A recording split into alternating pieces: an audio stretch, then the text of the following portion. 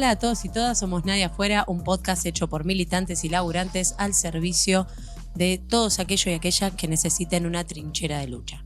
Hoy estamos grabando nuestro episodio número 41 en el Centro Cultural Luis Alberto Spinetta, en el estudio Carlos Indio Solari. Es un 9 de octubre. Venimos de una jornada muy interesante vinculada a todo el tema del presupuesto universitario. Y acá con la muchachada. Manu, ¿qué onda? Manu tiene ahí unos números, me da miedo. Un Excel. Todo en rojo. Todo siempre, en rojo, sí, lo estoy viendo. Siempre todo en rojo acá. Bien, todo bien. Acá, viste, desde una semana para la otra.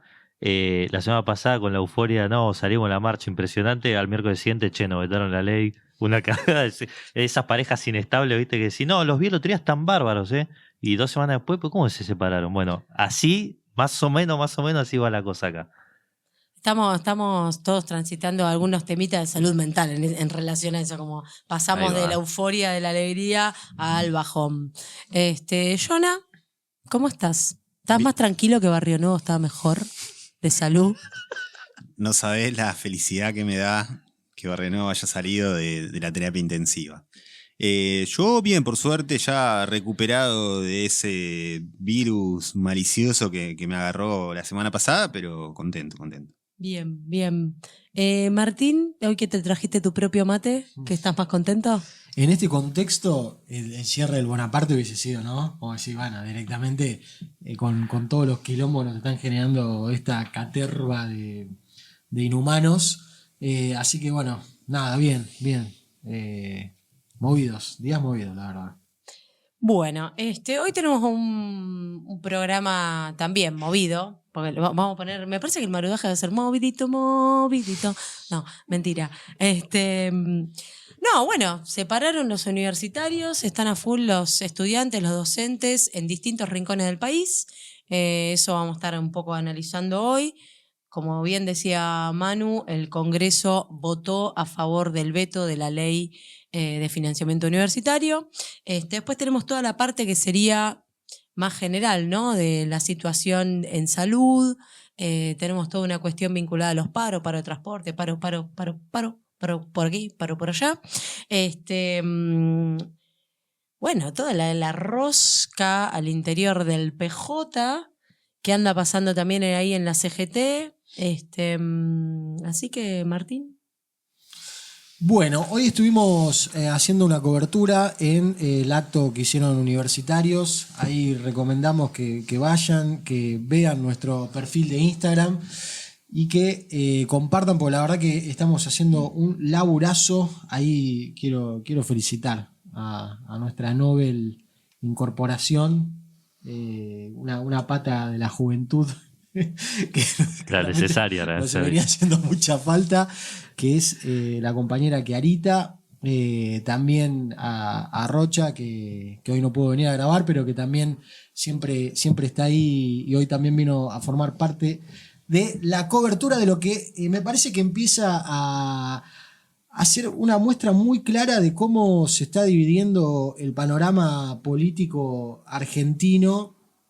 No solamente porque hay una dirigencia que en muchos casos tranza con toda esta caterva de inhumanos, como decía antes, porque ahora yo la verdad que compartí las palabras de Pichetto y me pareció que muy acertado, pero para votar la ley base levantó la manito, al igual que votaron los diputados de Jacobiti, lo de Lustó, lo de todo. Entonces, negro, ahora, si te diste cuenta tarde, lo lamento en el alma, cosa que igual obviamente no es algo que suceda, pero hay una dirigencia que está apuntando al 2025, sacándose los ojos ahí para si José se pague para acá o para allá.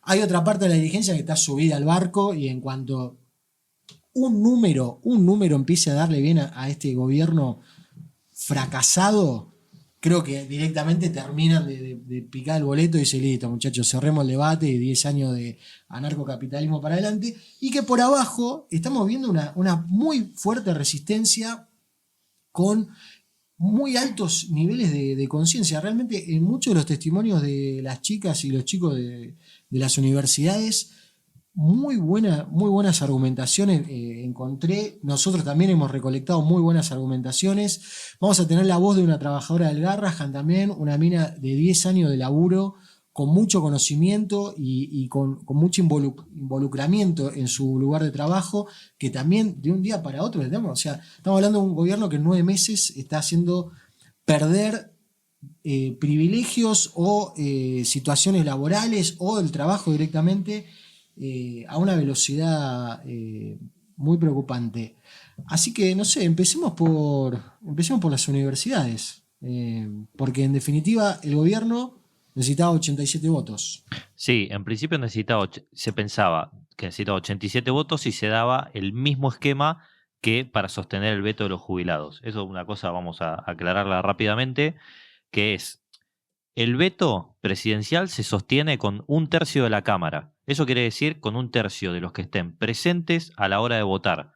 Entonces, haciendo la cuenta rápida, digo, si tengo X cantidad de gente, necesito 87 votos. Hoy eran menos y parte de la negociación, de la que vamos a dar algunos nombres y apellidos ahora, pasó por ese lado justamente de decir, che, bueno, está bien, no te comprometas, Jonah, a votar a favor o en contra, pero no vengas a la sesión. Entonces yo ya los comprometo a Martín y a Maru y con eso me alcanza. Digo, no se negoció tanto en los términos como se hizo para lo del veto jubilatorio, sino que también jugaron las ausencias y las abstenciones. Consiguieron los votos, o sea, en este caso fueron con 84 y encima le terminaron sobrando 3 o 4 votos al gobierno. Y solamente algunos de los nombres que podemos poner para ponerlos justamente de distintas fuerzas políticas, de los ahora llamados radicales con peluca, que así los han bautizado, que son los 5 que ya habían traicionado en el veto a los jubilados. De esos 5, 4 sostuvieron el veto de Milei y 1 se abstuvo, que fue Servi.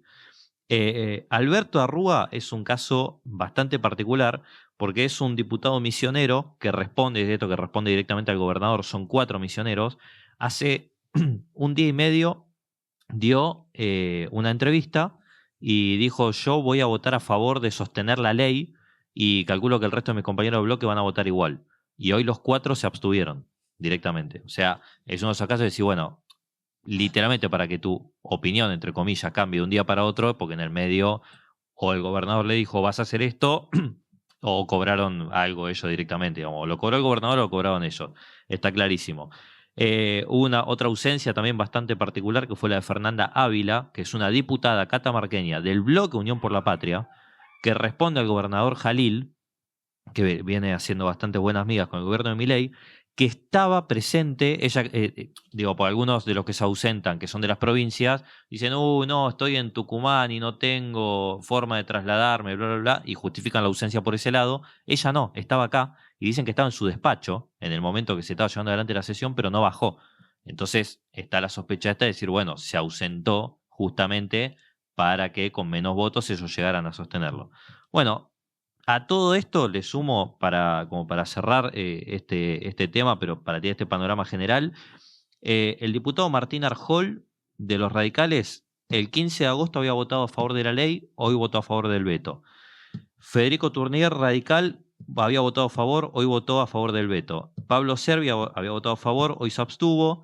Garrido, que es de Santa Cruz, que responde al gobernador Vidal, había votado afirmativo, hoy sostuvo el veto.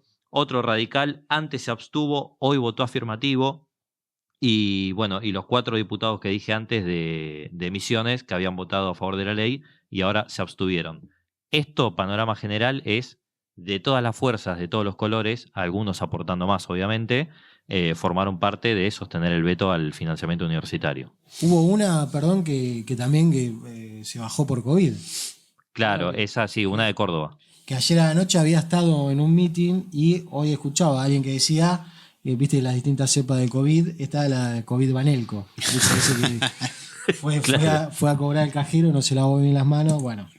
COVID CBU. Claro, total. Bueno, y de hecho hubo también un detalle o un chiste, entre comillas, sobre esa diputada, que fue que lo publicó en Twitter comunicó no voy a poder estar presente mañana, etcétera, etcétera. Y Juan Doe, que es Juan Pablo Carreira, el director de comunicación digital del gobierno, le comentó a la publicación y le dijo, che, ojo con el COVID, que es bastante contagioso, mejor quédate en casa y no contagies a nadie. Como mofándose, obviamente, que bueno, la habían comprado, evidentemente, a la diputada. Pero bueno, ese es el panorama en general en el Congreso de cómo se cocinó esto, que también abre, digo, lo primero que me parece que deja como pregunta abierta también es esto de decir, bueno, hay un Congreso funcionando con 80 personas, nada más.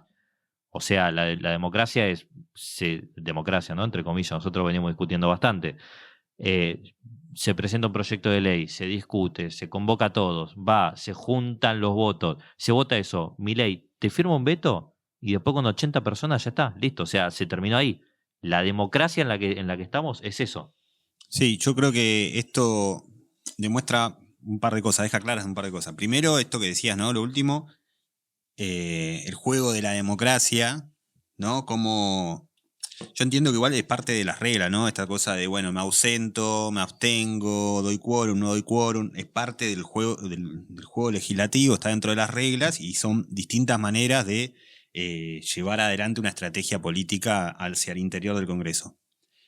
Pero por otro lado está esta situación, ¿no? Donde uno dice, bueno, a ver, la democracia argentina, por más que tiene un sesgo muy presidencialista, efectivamente se votan distintas fuerzas políticas, se genera una cierta representación de la sociedad hacia el interior del Congreso, pero hoy en día con la posibilidad del veto y con este bloque que logra aglutinar el gobierno, que le permite vetar cualquier tipo de normativa que no esté, con la que no acuerden, bueno, rompe un poco esta idea de la representación hacia el interior del Parlamento.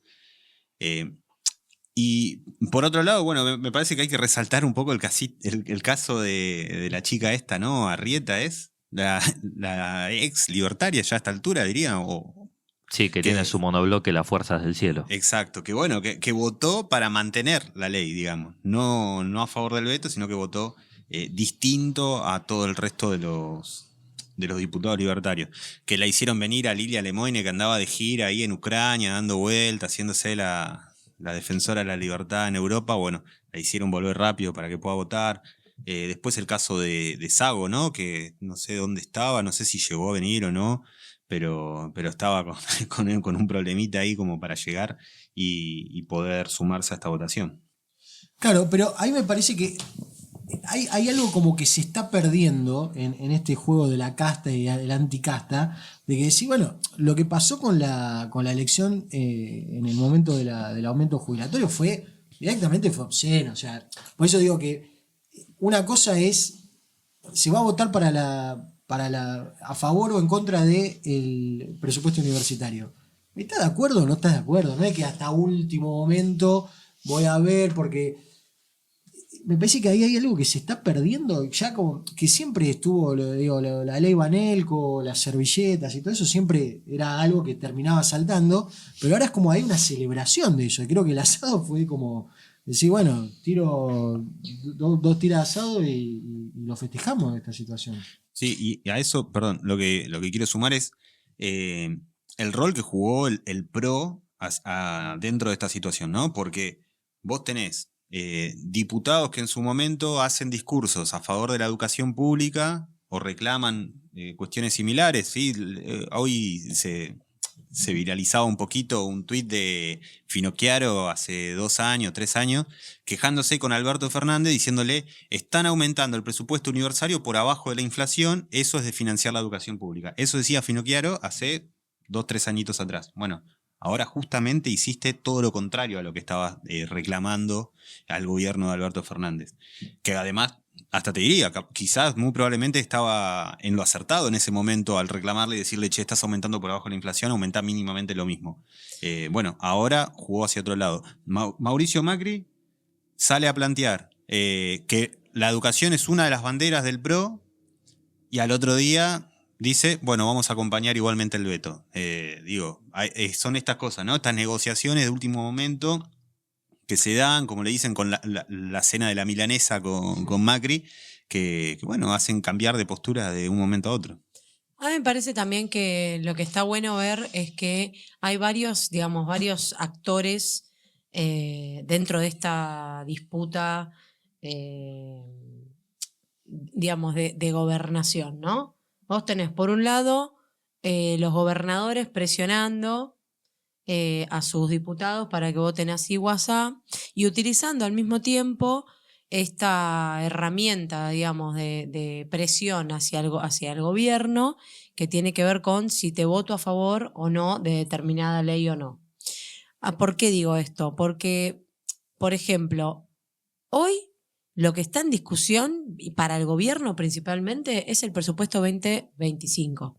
Entonces, lo que están haciendo los gobernadores es negociar con esto, con la ley con la ley de las jubilaciones, etcétera, etcétera, etcétera, negociar qué va a pasar con el presupuesto 2025. ¿Y qué es lo que dicen los que votan, una parte de los que votaron a favor del veto? Bueno, nosotros podemos seguir este debate a través de la ley de financiamiento. A través de la ley del presupuesto. A ver, digo, esto es un camino, ¿no? Es el camino que, si querés, institucional, el camino de las leyes, etcétera. Lo que pasa es que al mismo tiempo lo que estamos viendo y lo que estamos presenciando es no solamente una desfinanciación de la educación, de la salud, del transporte, etcétera, etcétera, etcétera, sino que estamos viviendo y estamos asistiendo a un intento por parte del Estado Nacional de desligarse de absolutamente todas las responsabilidades que tiene a su cargo. Entonces, universidades nacionales, yo creo que su intención, y les encantaría poder hacerlo, es la provincialización. Avanzar con la provincialización de los presupuestos universitarios. Ya lo decíamos en el anterior episodio. ¿Por qué digo esto? Porque, digamos, después, no porque estos diputados tengan que volver, ¿no?, a sus provincias, sino porque objetivamente, y en algo que recién alguno de los dos mencionaba, algo que dijo Pichetto, con lo cual primera vez en la historia que estoy de acuerdo con este cerdo, el gobierno tanto con lo de las jubilaciones como con lo de las universidades está perdiendo una parte de su electorado. Por un lado, los llamados viejos meados, ¿no? Y por otro lado, los jóvenes o una parte de la juventud que los votó. Después podemos discutir si esa parte de la juventud que los votó es la que va a las universidades o no, etcétera. Pero en concreto, hoy votaron mantener el veto a la ley de financiamiento universitario mientras había 4 tomas en la Universidad de la UBA, 2 tomas en Córdoba, 1 toma y una vigilia en Rosario, 1 toma en la Universidad de Jujuy, Universidad de Cuyo, Universidad de Santa Cruz, un SAM, un TREF, la Universidad de La Plata, en Tucumán, en La Pampa, en General Roca. Digo, no es menor que estén votando en contra de financiar las universidades mientras los estudiantes empiezan lentamente a poner en marcha de nuevo una bicicleta que estaba un poco oxidada. Digamos que el movimiento universitario en el último tiempo venía, digamos, con algunas cuestiones más tibias, que yo qué sé. Bueno, acá se pusieron a discutir en todas las universidades y en todas las facultades qué carajo hacer ante esta situación. Entonces, me parece que eso es lo que en definitiva también generó y genera todo un debate que tenemos que seguir dando, que también va de la mano con las otras cuestiones que están en debate. ¿Por qué? Porque no quieren solamente desfinanciar la universidad, que en definitiva es un camino que ya conocemos, que seguramente sea el arancelamiento, las inscripciones, cosas para generar guita. Digamos que en definitiva vos también después vas a tener que ver cómo discutís dentro de cada facultad, cada universidad, cómo haces. Porque si empezás a no tener plata para pagarle los sueldos a los docentes, empezás a no tener plata para financiar todo el movimiento que implica tener una facultad abierta, vas a tener que empezar a arancelar. Entonces, después, ¿cuál va a ser la lucha? ¿Va a ser contra los rectores de las universidades? ¿Y esos rectores a quién le van a ir a zapatear? Entonces, me parece que acá se ponen en una compleja que se suma a la bronca con las jubilaciones y que se suma a una situación que hablábamos un poco antes de arrancar, que tiene que ver con la desregulación de un montón de cosas.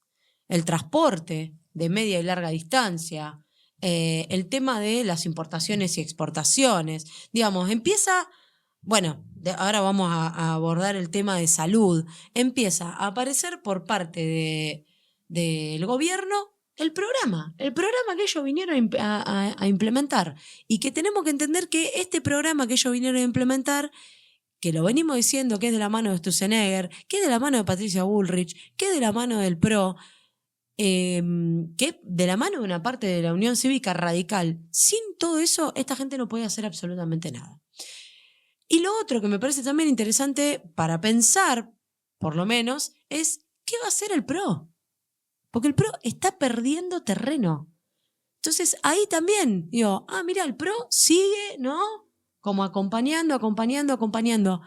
¿A quién está representando el PRO en este momento? Obviamente a nosotros no, obviamente a los sectores populares no, eso ya lo sabemos.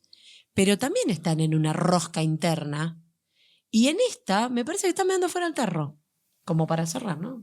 Meando fuera del tarro. Bueno, sí, a ver, me parece que del lado del PRO y eso son esos debates que quizás, por lo que decías vos al final, no nos terminan tocando tanto, sí más por ver cómo se suceden y qué termina pasando, pero más de decir, bueno, digo, con solamente ver la historia de Patricia Bullrich ya decir, listo, si el PRO pasa a ser la Libertad Avanza renovada o esto o lo otro, hoy están acá, mañana están allá y listo, y se acomodan sin ningún problema. Algunos del PJ mismo, bueno, digo, Scioli, secretario de Turismo de este gobierno, sin ponerse colorado, ningún problema.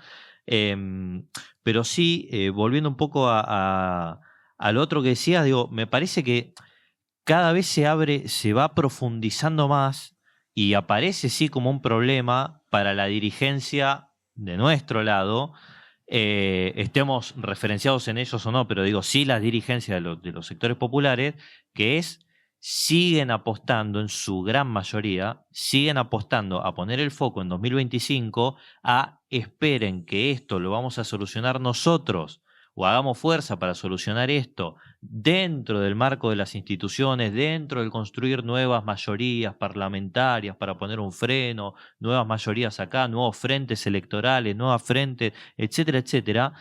Y decís, se va apostando a todo eso, y mientras tanto, vos me decís, esa discusión tendría otro sentido si mientras tanto la realidad no avanzara como está avanzando, que es una locomotora del gobierno, es decir, bueno, loco, vos me decís eso, y hoy tenés un gobierno que está avanzando en absolutamente todo lo que se propone todo el tiempo, y en lo que no puede avanzar a la velocidad que a ellos les gustaría, es porque el pueblo salió a la calle.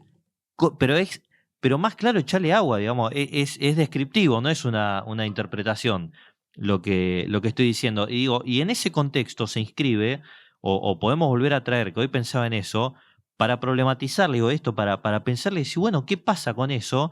Cuando hace algunas semanas Máximo Kirchner dijo, el veto, no tenemos que patalear ante el veto presidencial porque es una facultad del presidente, lo que tenemos que hacer es construir una mayoría en el Congreso. Bueno, hermano, ya te pasó con una, ya te pasa con otra, bueno, ¿vas a seguir la misma línea? Yo pregunto eso, digo, como para dentro del debate, de enriquecer mismo el debate que se da mientras este debate sucede con una realidad clarísima, con una realidad que no te deja en ningún lugar a la duda lo que está pasando. Sí, pero además no hay nada que te garantice que en el 2025 vayas a torcer el poroteo adentro del Congreso. No hay nada que te garantice, porque hoy en día, más allá de los números en la economía que no acompañan al gobierno, todavía guarda una cierta cantidad de apoyo que a priori te diría que en una elección va a agrandar la cantidad de diputados y senadores propios.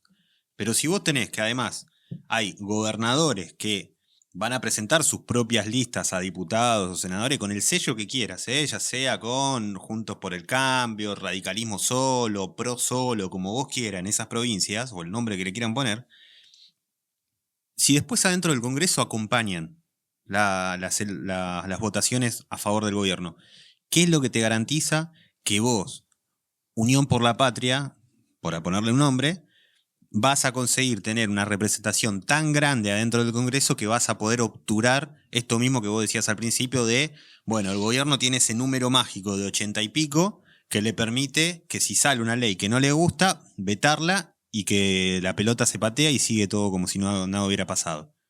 Bueno, me parece que ahí está un error sumamente grave, apostar a una elección que en principio no te asegura que las cosas sean muy distintas a las que son hoy en día. E inclusive te tiro una más en el terreno como de la especulación o de la imaginación, pero que al mismo tiempo tenemos ciertos elementos para tomarlo, que es, Milei ahora le encontró esta beta desde la gestión, de la gestión de la compra y venta de votos directamente, de decir, bueno, listo, el Congreso lo puedo tener funcionando de esta manera. Milei antes decía, yo el Banco Central lo voy a dinamitar, el Congreso está todo lleno de rata, voy a gobernar de espalda al Congreso, me chupa un huevo. Y cuando comenzó el gobierno, también muchos de los que ahora dicen, no, hay que esperar hasta 2025, decían, estamos a las puertas de un fujimorismo a la Argentina, porque Milei no se quiere sentar a dialogar, etcétera, etcétera. O sea, eso pasó al comienzo de este gobierno, se dijo eso, y se temía que Milei podía gobernar sin mandar cosas al Congreso, que fue cuando firmó el DNU 7023. Che, no, esto tiene que pasar por el Congreso. Bueno, ahora pasa y compraron 80 voluntades. Entonces, a vos, justamente en lo que decía vos, ¿qué te garantiza? ¿Quién te puede garantizar que el año que viene haces una elección espectacular y los tipos te dicen, ¿sabe qué? Me chupa un huevo, el Congreso lo cierro. Pero, Y te redoblan la apuesta, como te demuestran que en todas te redoblan la apuesta, y que si tienen que sacar a todos los milicos de Bullrich a la calle para cagarte a tiro, lo van a hacer. totalmente, pero aparte me parece también respecto a algo muy interesante que vos decías recién, esto de, bueno, están jugando, ¿no? Digamos, si querés, parte de los sectores que representan al campo popular están jugando a la institucional. Yo me pregunto, ¿cómo se constituyeron? ¿No? Digo, ¿son hijos de qué? ¿Son hijos de la quietud? No son hijos de la quietud. Digamos, si pensamos en uno de los grandes movimientos, si querés, de los últimos años, los últimos 20 años de la historia argentina, como es el kirchnerismo, es producto de lo que fue el 2001, hermano. Entonces, si nosotros no entendemos que eso se constituye con ciertas características de la movilización popular, entonces vamos perdidos, porque lo que no estamos viendo, bueno, obviamente acá me salta la ficha marxista, ¿no? Pero digo, lo que no estamos viendo es que acá lo que marca es el movimiento de la historia, el movimiento de, si querés denominarlo, lucha de clases, el movimiento de las diversas luchas que se van desarrollando. Entonces, obviamente que nosotros no desdeñamos la lucha parlamentaria, el camino institucional, el camino legislativo. Lo que sí estamos viendo, y tiene que quedar muy claro para todas y todas, cada vez que encaramos una lucha en nuestros lugares de trabajo, es que efectivamente este gobierno le importa un carajo, como recién decía Manu. Porque ellos, ¿qué decían? ¿Vos me vetás la ley? Perdón. Ustedes me ganan el veto, digamos, sale la ley, lo judicializo. Y si no, transfiero las universidades a las provincias.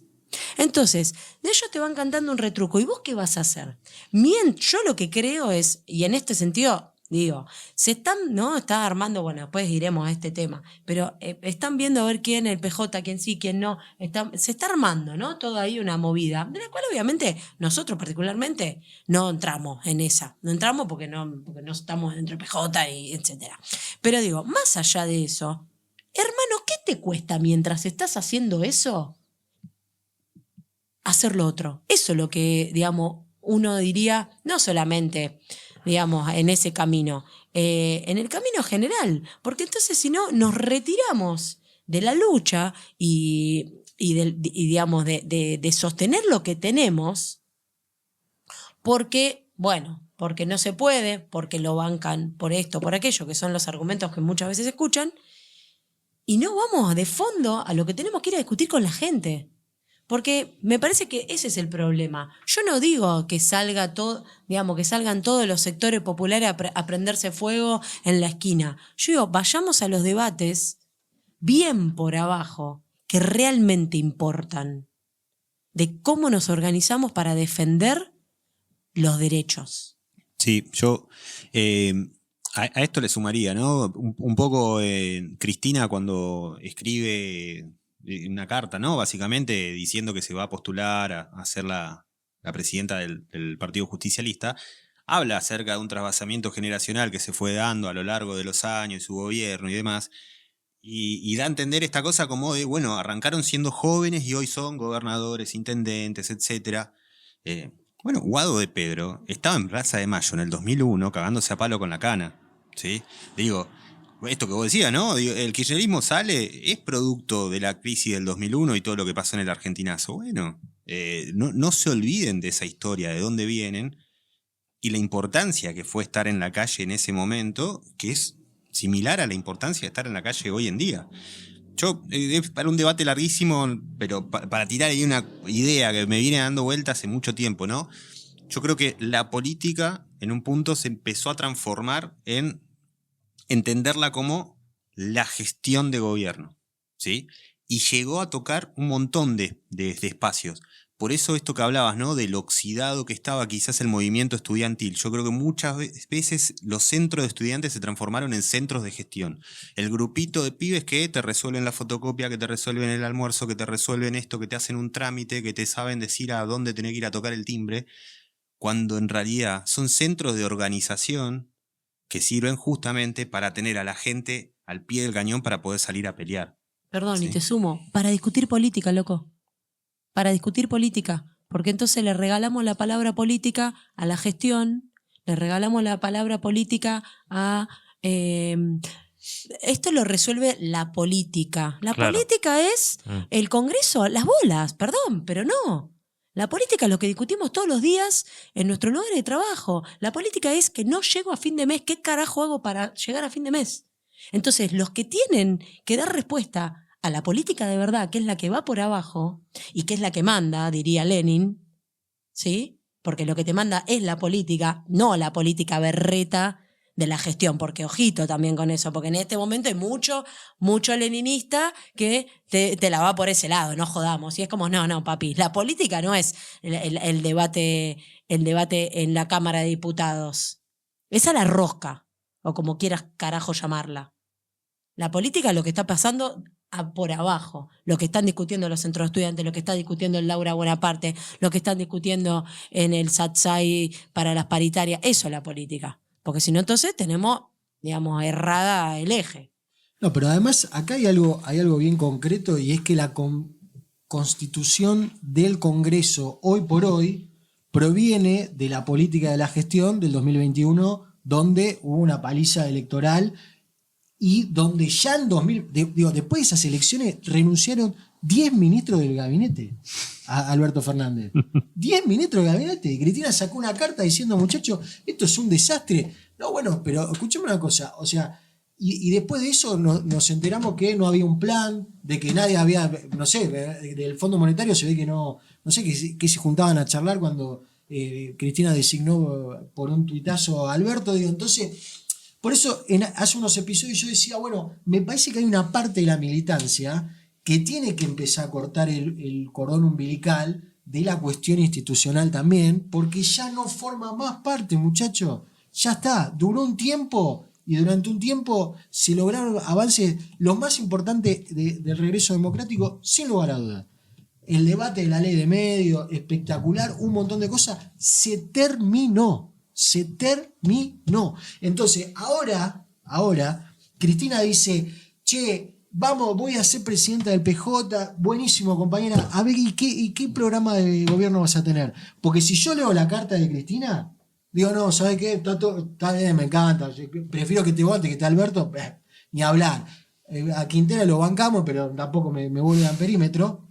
Ahora... lo último que dice ella al final de la carta es, bueno, hay que ver porque las relaciones laborales se han reformado, hay que ver porque el déficit cero es importante. Bueno, digo, entonces volvemos a la elección de Alberto Fernández porque tenía buen vínculo con el grupo Clarín, volvemos a Insaurralde porque maneja el juego en la provincia de Buenos Aires, y volvemos a Massa porque el mercado necesitamos dar una... Bueno, hay que volver a exigir también desde abajo, porque por supuesto digo, las listas hay que presentarlas. Tampoco podemos pasarnos de rosca, decir, loco, ahora en noviembre cierran, creo que las inscripciones, hay que presentar las listas. Sí. Entonces, está bien, hay que hacerlo. Ahora, otra vez, vamos, que ya empieza que los 5 diputados, los 5 gobernadores que tiene el peronismo, che, Cristina no avisó nada. Por eso Quintela sale a jugar porque le quedó pintado como una puerta. Sí.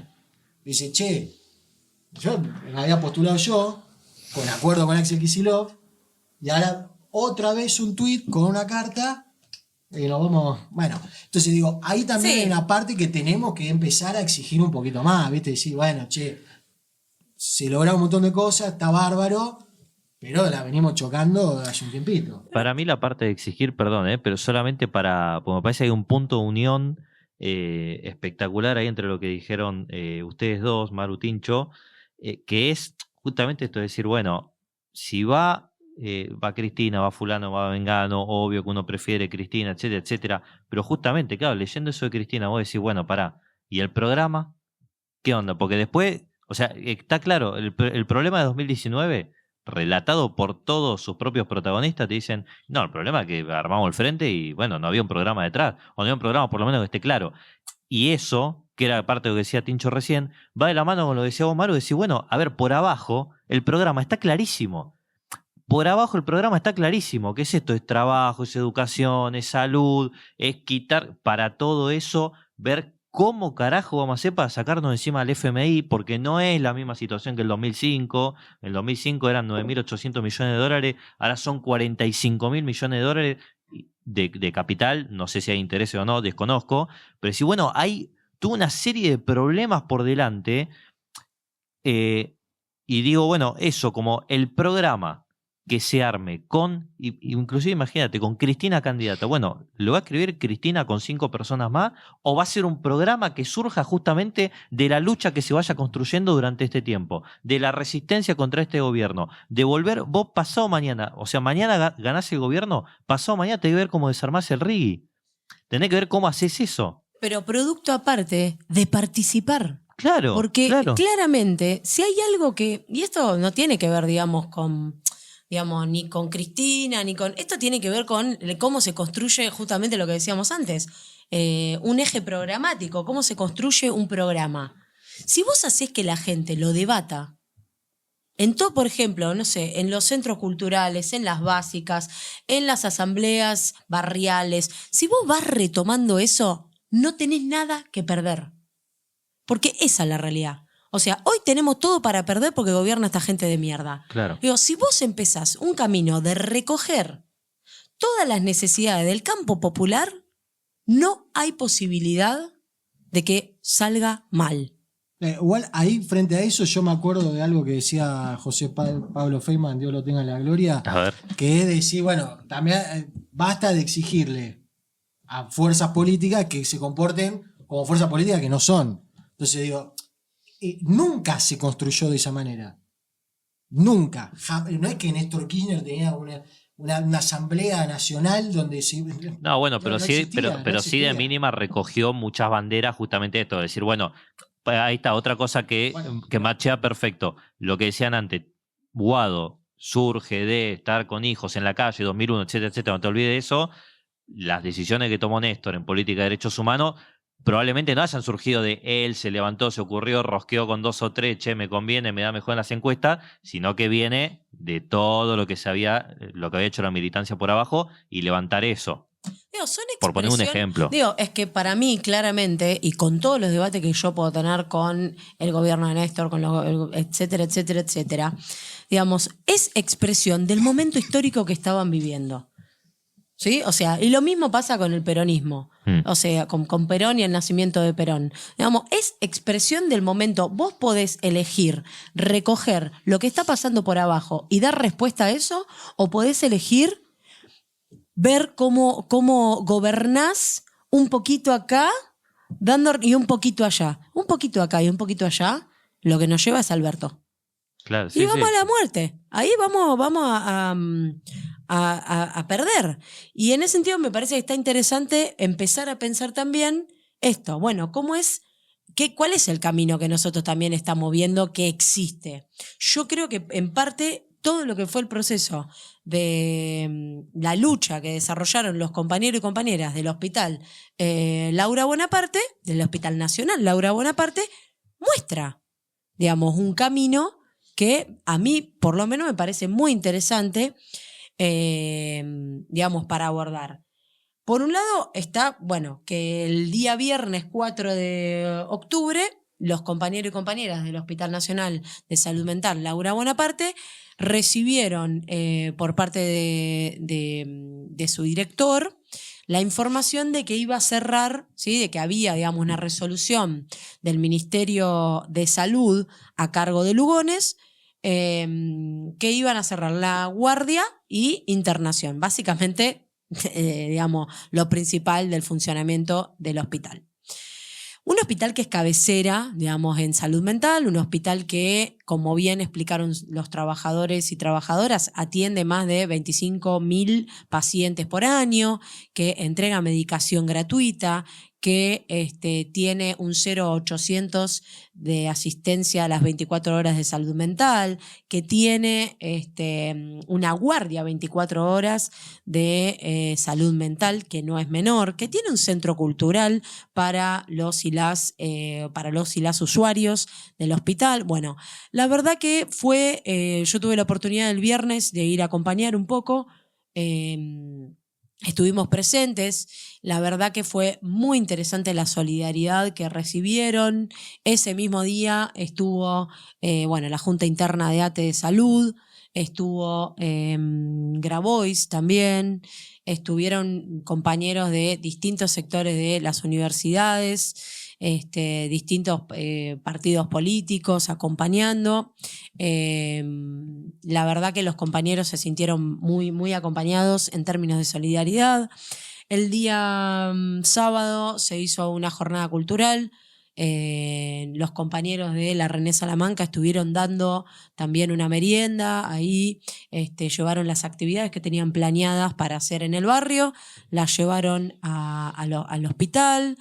Pudieron juntar también plata para el fondo, digamos, de los laburantes. El día domingo hubo una jornada cultural de la puta madre. Y el lunes, ahí, bueno, obviamente los trabajadores estuvieron trabajando en comisiones de prensa, comisión de seguridad, comisiones de cultura, etcétera, etcétera, etcétera. Y el día lunes por la mañana, luego de pernoctar en el hospital, recibieron la información de que no se iba a cerrar la guardia, que no se iba a cerrar tampoco la internación, lo cual ya es un triunfo muy grande y hay que felicitarlos y felicitarlas, y que se comprometía el Ministerio de Salud ante los delegados de ATE y los delegados de UPCN, que UPCN siendo UPCN, se comprometían a ir a una negociación de cómo va a ser la reestructuración del hospital. Los compañeros claramente no bajan, digamos, la guardia, se mantienen en asamblea permanente, digamos, en trabajo en comisiones para seguir visibilizando y sobre todo también para mostrar lo que significa el Hospital Laura Bonaparte dentro de la salud, no solamente en Capital Federal, sino para toda la AMBA, incluso en términos nacionales. Que también hay que sumar que Laura Bonaparte es parte, digamos, de la lucha de los derechos humanos.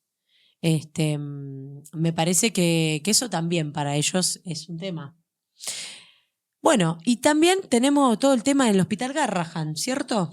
Sí, que dicho sea paso, ahí también pasó algo interesante, que hubo una columna en el medio del plan de lucha del Garrahan que se acercó al Bonaparte. Cuando se empiezan a tocar distintos conflictos, aparece como un horizonte interesante, ni hablar ahora con esto de los estudiantes, ver si se pliega algún sector del movimiento obrero. Pero bueno, veremos cómo va avanzando. Hay algo que nosotros venimos cubriendo con cierta regularidad y que me parece que se pueden empezar a ver ciertas características de similitudes, que es que el gobierno te tira la desfinanciación a través de los sueldos o a través de la falta de presupuesto, o directamente te amenaza con que va a cerrar. En el Bonaparte amenazaron con que iban a cerrar. En el Garrahan amenazaron, o no amenazaron, digamos, están desfinanciándolo mediante sueldo. ¿Cómo empezó el conflicto de aerolíneas? Que también lo estuvimos cubriendo, por un conflicto salarial, que después escondió de fondo un debate político sobre si hace falta o no tener una aerolínea de bandera. En el debate sobre Laura Bonaparte, había una parte de los funcionarios del gobierno que decían que no era redituable. Imagínate si vos vas a tener un hospital psiquiátrico con fines de lucro. Bueno, una locura. Acá conseguimos el testimonio, como decía, de una médica. Recordamos que el hospital Garrahan es el hospital pediátrico por excelencia de la Argentina. Vamos a escuchar el primer audio donde ella se presenta y nos dice cuál es la importancia del Garrahan como para ubicarnos en tiempo y espacio. Bueno, yo soy Jessica Gómez, yo soy médica pediatra del Hospital Garrahan. Trabajo ahí desde hace 10 años. Hice toda mi residencia, después hice una formación postbásica en el seguimiento de pacientes con complejidad médica, hice una beca de investigación y bueno, hace 5 años más o menos que estoy como médica de planta. Y bueno, como la comunidad ya sabe, el Garrahan es un hospital de tercer nivel, es un hospital muy grande que recibe derivaciones de todo el país, que son casos que muchas veces no tienen posibilidad de resolverse en las propias comunidades donde viven las personas. Nosotros atendemos alrededor de 110.000 consultas anuales, más de 12.000 cirugías anuales, alrededor del 40% de los pacientes oncológicos, es decir, absorbe gran parte de la demanda de la atención de alta complejidad de todo el país. Bueno, ahí escuchamos la primera parte. Es importante esto de que cuando los pacientes son derivados, muchas veces los pacientes tienen que hacer mucha fuerza en las distintas provincias para ser derivados al Garrahan, pero después también hay todo un tema porque hay parte de los medicamentos que tienen que llegar desde las provincias, no es que los da el Garrahan lo que tenés es una atención de primera porque los mejores profesionales de la salud en la rama de pediatría están trabajando ahí. Ahora nos van a contar un poquito la situación salarial en todo este periodo de gobierno. Nosotros tenemos un régimen particular que por ahí se diferencia respecto a otros centros y a otros centros públicos, que es de dedicación exclusiva en la mayor parte de los contratos. Por ejemplo, en el caso de mi contrato, que es sin guardia, yo trabajo 42 horas semanales, es decir, voy de lunes a viernes 8 horas. Y esto es lo que sucede en la mayor parte de los casos, con jornadas que son de 8 a 4 de la tarde, obviamente que... Y bueno, nosotros tuvimos un deterioro del salario muy importante que viene ya desde hace muchos años. Esta no es el primer plan de lucha que se emprende, hubo muchos en todos los gobiernos de todos los colores, pero durante este año sí tuvimos una pérdida del poder adquisitivo muy importante que llega al 50% y de hecho el aumento que se dio en las paritarias durante este año fue ínfimo, está alrededor del 10%, el último aumento que nos dieron fue del 1%. Bien, ahí está entonces la situación. Todo el conflicto se dispara a partir de que el gobierno, con una clara provocación, remueve a toda la comisión directiva después de que dio un bono de 500.000 pesos por única vez para todos los trabajadores y trabajadoras, que es un bono que tiene que se origina a partir de ganancias que genera el propio Garrahan a partir del cobro a prestadores privados o de obras sociales, y que una parte de esas ganancias siempre va destinada al salario de los médicos y médicas del Garrahan, que acá la compañera nos contaba que por lo menos 200.000 pesos del sueldo se cobran todos los meses en base a ese bono que se genera por las ganancias del trabajo en el Garrahan, y que esto fue un pago extraordinario que se dio por única vez de 500.000 pesos.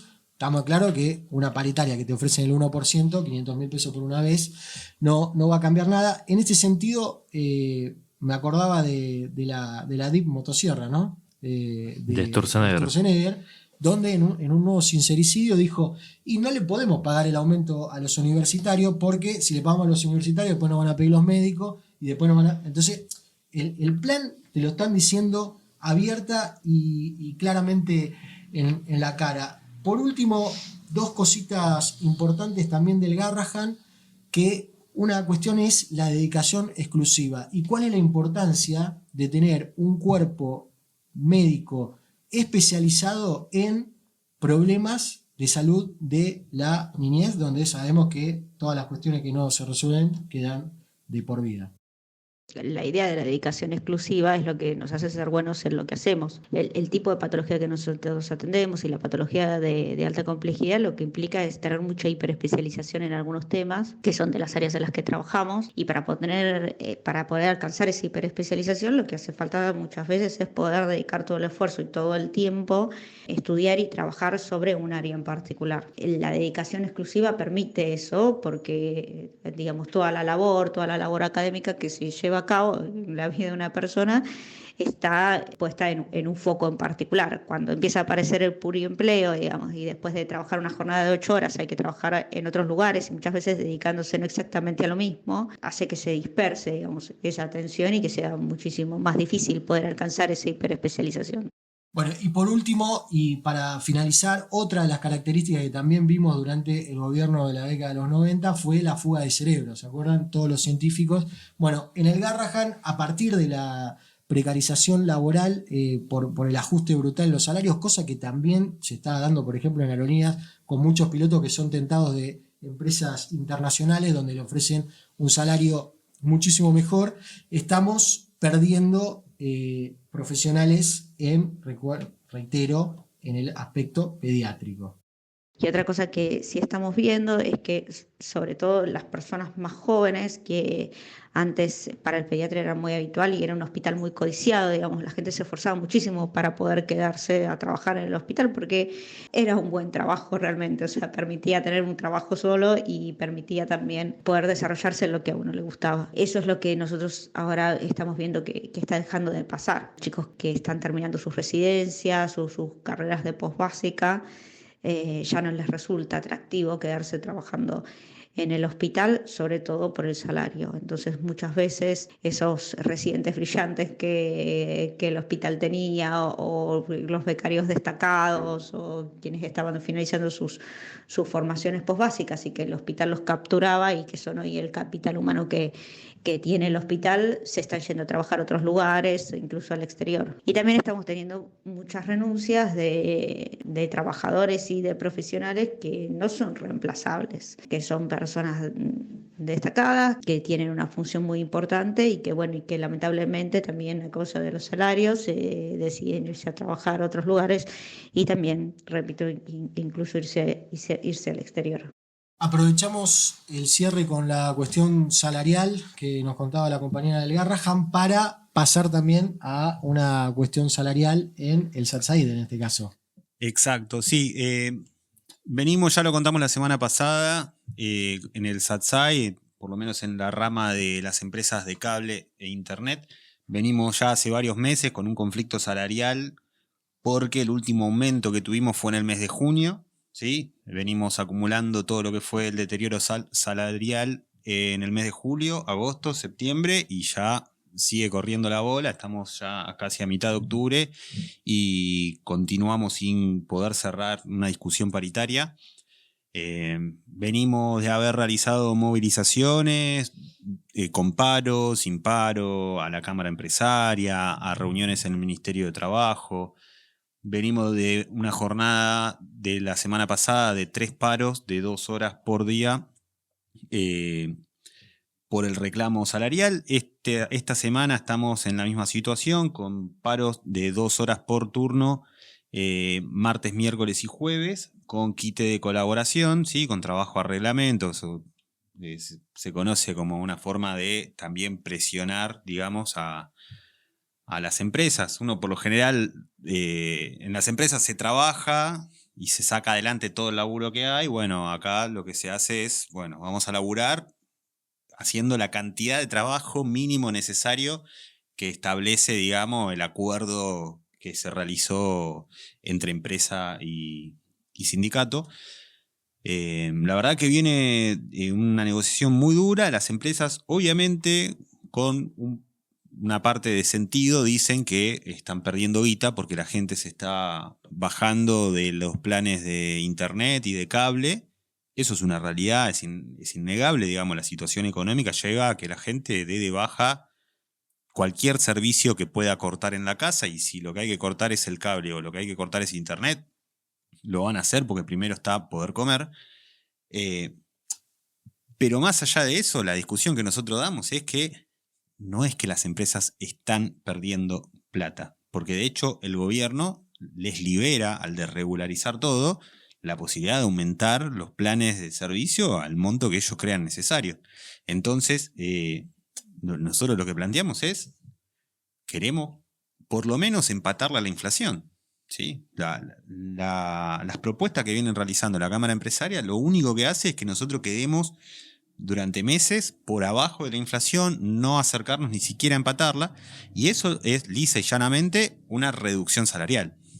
Entonces, bueno, esta semana continuamos con el paro. Hay reunión el día de mañana con el Ministerio de Trabajo, la Cámara Empresaria ATBC y el Sindicato de Televisión para continuar con la negociación, y veremos cuál es la siguiente medida. Yo lo comentaba antes de arrancar, ¿no? Hablando con mis compañeros de laburo en el sector que estoy, los compañeros me decían, che, mirá, Jonah, ya la verdad que todo bien con las movilizaciones, todo bien con los paros, pero hay que pisar el acelerador y salir a pelear a fondo. Y yo la verdad es que no puedo hacer otra cosa más que coincidir con lo que plantean mis compañeros, ¿no? Me parece que es acertado salir a jugar a fondo con los tapones de punta porque, como digo, el último momento fue en el mes de junio. La inflación que se vino acumulando hasta ahora nos está retrasando por lo menos aproximadamente un 15% de los salarios. Entonces, bueno, creo que es momento de pisar el acelerador, salir a jugar a fondo y tomar las medidas que sean necesarias. Lo discutiremos seguramente si no hay ningún acuerdo. Lo tendremos que discutir en algún plenario en el sindicato y bueno, veremos qué podemos sacar adelante desde ahí. Che, y se viene. Ahí en la CGT hay dos cuestiones interesantes. Una, si se quiebra la CGT, y otra, esta rama de sindicatos vinculados al transporte. Sí, la mesa del transporte que armaron hace 2 semanas. Sí, nosotros acá le venimos dando bastante seguimiento a ese tema. Le robé el tema. Sí, le sí, choré el tema como loco. Bueno, nosotros, te primeriaron. no, ¿sabes qué? Nosotros le venimos dando mucho seguimiento al tema, pero sobre todo le viene dando seguimiento a Jonah, así que yo le voy a dar la palabra para que Jonah profundice, porque él tiene la data de primera, pero era para darle el pase, como, ¿viste? Como pedís el pase para dárselo al otro, bueno. Hicimos una pared, fue. Exactamente. Yo diría que claro. el que sea que le meta, porque estamos promediando la hora. Bueno, hay que meterle. Así que. Bueno, no, rapidito. Igual cualquiera que lo diga dentro de la mesa está perfecto. Primero y principal, Paco Manrique, ya lo decíamos la semana pasada, dijo que va a renunciar él, no va a renunciar la UOM al lugar que tiene dentro de la directiva de la CGT. Se les mata. Les mata, perdón. Sí. No va a renunciar a la secretaría gremial. ¿Sí? Va a quedar la adjunta de él dentro del gremio, que es una compañera, va a quedar ella como secretaria gremial dentro de la CGT. Lo hace después de todas las críticas que realizó a la conducción o a parte de la conducción, y eso creo que va mostrando un poquito el problema de unidad que hay hacia dentro del CGT. Creo que lo que dice Paco Manrique es muy claro y es: no hay un plan de acción ante la política que va llevando adelante el gobierno. Está retrosco. La trosqueó, dirían. No, pero es una realidad. Por otro lado, y cercano a esto, bueno, los sindicatos del transporte, que se unieron las dos grandes patas, digamos, del transporte, que son la CAT y la UGAT, que son dos siglas, pero que aglutinan a distintos sindicatos que generalmente no están de acuerdo entre sí, por eso tienen como dos federaciones distintas. Bueno, se juntaron, a raíz empezó todo con aerolíneas, ¿sí? Para defender aerolíneas, y a partir de ahí hicieron como, bueno, che, hagamos un reclamo sectorial del transporte, aviones, barcos, trenes, colectivos, todo. En principio iban a hacer el paro el 17 de octubre. No estoy muy claro bien qué es lo que los motivó, pero lo pasaron para el 30. Un paro nacional del transporte. Yo creo que adentro no está 100% cerrado, digamos, que todos los sindicatos de esa mesa adhieran a ese paro y bueno, eso los motiva un poco a patear hacia adelante. Convengamos que el otro día, la semana pasada, hablábamos del cierre de una empresa ferroviaria, ¿sí? Que tenía que ver más que nada con la parte de recursos humanos y demás, pero que dejó afuera como a más de 1.000 personas. Y los sindicatos de los trenes, yo no los vi por ningún lado.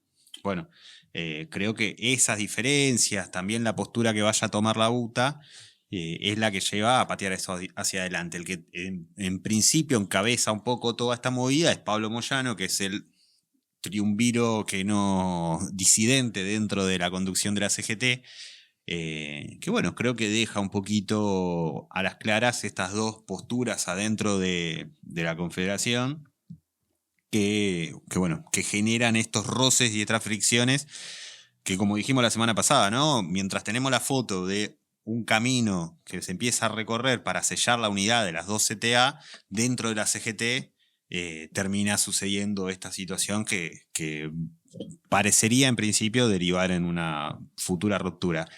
Tengamos en cuenta que el año que viene se vuelve a definir la conducción de la CGT, ¿sí? Esta conducción que fue votada hace unos años, bueno, el año que viene tiene que modificarse, veremos qué es lo que pasa ahí también. Bueno, ¿estamos para cerrar? Estamos para cerrar, vamos a cerrar con un marudaje que es una dedicación en realidad, porque el día de ayer se cumple un nuevo aniversario del asesinato de Ernesto Che Guevara, el queridísimo comandante Che Guevara, gran enseñanza para los socialistas y comunistas de América Latina y todos aquellos que luchamos contra el imperialismo, contra los distintos imperialismos y por construir una sociedad con, nuevas características que no tengan que ver con la explotación del hombre por el hombre. Así que le vamos a dedicar la canción El Rebelde de La Renga. Soy el que nunca porque se empieza a levantar en la Argentina la juventud junto a los universitarios, junto a las juventudes de los distintos sectores y sobre todo por el rol y la importancia que le dio el Che a la juventud en la construcción de una nueva sociedad. Así que les mandamos un saludo a todos y todas. Les recordamos que nos sigan en las redes sociales, que le den like, que compartan y les mandamos un saludo a todos y todas. buscándome un